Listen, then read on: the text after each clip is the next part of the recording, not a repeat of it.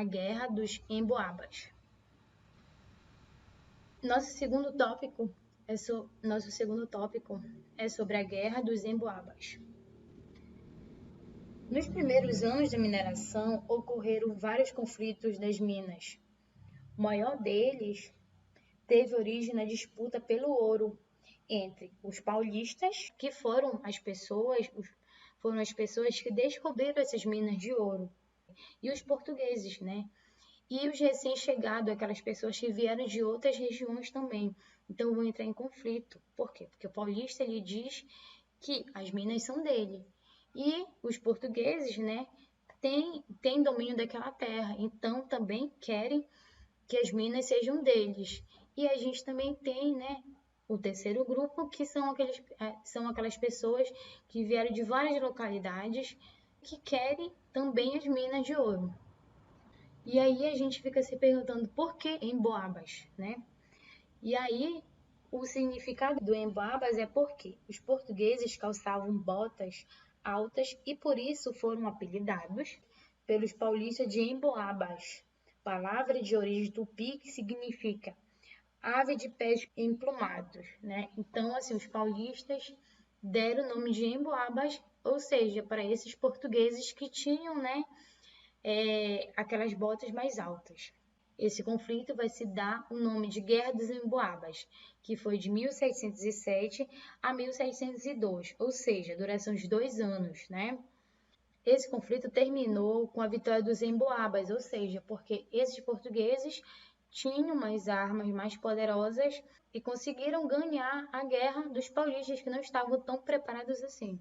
E aí, por consequência dessa guerra, o líder Emboaba, o comerciante português Manuel Noves Viana, foi proclamado governador e a capitania do Rio de Janeiro foi separada de São Paulo e Minas Gerais. Para melhor controlar a população, o governo fundou vilas nos povoados mais populares. A primeira delas foi a do Ribeirão de Nossa Senhora do Carmo, em 1611, onde hoje atualmente é a Mariana, né? Uma cidade muito conhecida em Minas Gerais. Depois surgiu Vila Rica, Sabará, São João de Del Rei, Vila Nova da Rainha, Caeté, e Vila do Príncipe Cerro, né? O controle sobre o ouro. Para ter o melhor controle, o rei de Portugal criou em 1602 a Intendência das Minas. Tia, o que é isso, né? A Intendência das Minas. É um órgão encarregado de controlar a exploração do ouro, cobrar impostos e julgar os crimes praticados na região. Nessa região de Minas, existem muitos conflitos, né? Por quê? Porque o ouro, ele vai trazer para essa região muita ganância. Ou seja, as pessoas, umas vão querer ter mais do que as outras. Então, existiam muitos crimes. Questão de um fulano matar o outro. E aí, né, tinha que ter uma organização para isso. Então, para isso, o rei de Portugal criou a Intendência de Minas. A partir dessa intendência, né, essa questão de cobrança de imposto e tudo mais, a gente diz que houve uma divisão na mina. De que forma? A partir de então, quando os mineradores descobriam uma mina, eram obrigados por lei de ir até o intendente e informá-lo que existia em tal localidade uma mina de ouro. E aí o intendente fazia divisão, né? Divisão dessas minas, que essa divisão é chamada de datas. E aí, a partir dessas datas, eram divididos de que forma?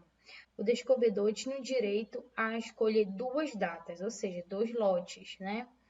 A próxima era reservada ao rei, as outras eram distribuídas entre os mineradores, os maiores para quem tivesse mais escravos. Se fazia essa divisão para explorar essa mina. E aí a gente tem o quê? Vários utensílios que vão ajudar nessa extração do ouro. A gente tem inclusive a bateia, né? É esse objeto redondo que a gente tem na foto aí, ele é chamado de bateia. Esse instrumento, ele é trazido, né, da África. Na África, como eles já tinham o costume de fazer extração de ouro, então já dominavam, né, algumas técnicas. E quando se tem a chegada dos escravos vindo da África, eles já trazem consigo alguns instrumentos como a bateia, né, que ajudava bastante na extração do ouro. Também a gente tem a questão do que? Dos impostos, né? O rei português, ele vai implantar muitos impostos. Toda a comercialização, tudo que fosse produzido na cidade, deveria se pagar um imposto para o reino. Então, ao mesmo tempo que o rei ele incentivava a extração do ouro, a intendência criava e cobrava pesados impostos. Impostos sobre homens livres e escravos, né? Sobre os tecidos, ferramentas, gêneros agrícolas e, claro, sobre o ouro. O mais importante deles era o quinto. Então, tudo que se produzia lá, se extraía o ouro, se pagava uma porcentagem para o reino. Se vendia alguma coisa, né? Se a pessoa era comerciante e vendia alguma coisa naquela localidade, ele tinha que pagar um imposto para a intendência. Então, tudo que se fazia tinha que pagar impostos para o rei. E aí a gente tem, o mais importante deles era o quinto, né? Que era 20% de todo o ouro extraído. Então, da extração que era feita do ouro, 20% era pago para o reino, né? Além de se ter impostos em tudo que se produzia, do que se vestia, do que se comprava, ainda tinha o quinto, né? Que era 20% do que aquela pessoa extraía, né, de ouro. Tinha que ser pago para o rei. E aí não é só o quinto que vai ser um alto grau de imposto.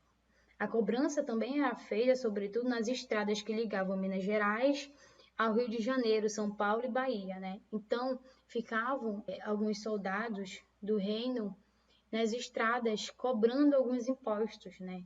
Nessa saída de Minas Gerais para outras localidades, tinha que se pagar uma porcentagem para passar nas estradas. Então, além de se pagar uma grande quantidade de impostos dentro de Minas Gerais, quando saía também tinha que pagar.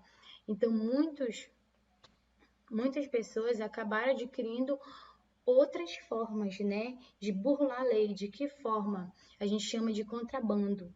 O que é o contrabando, né? As pessoas, de forma ilegal, acabavam tirando de Minas Gerais o ouro, toda a produção que eles faziam, de algumas formas. Que forma? Muitas das vezes, quando a pessoa saía de Minas Gerais para ir para outra localidade e não queria pagar impostos, o que eles faziam?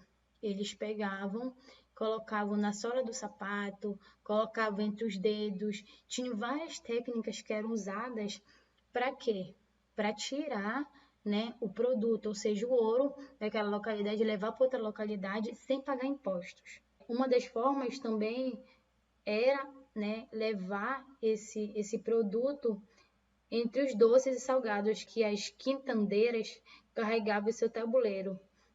E uma das formas, né, que mais se usava era qual? Carregar dentro de estátuas do santo. E aí a gente pode ver nessa imagem, né, o santo.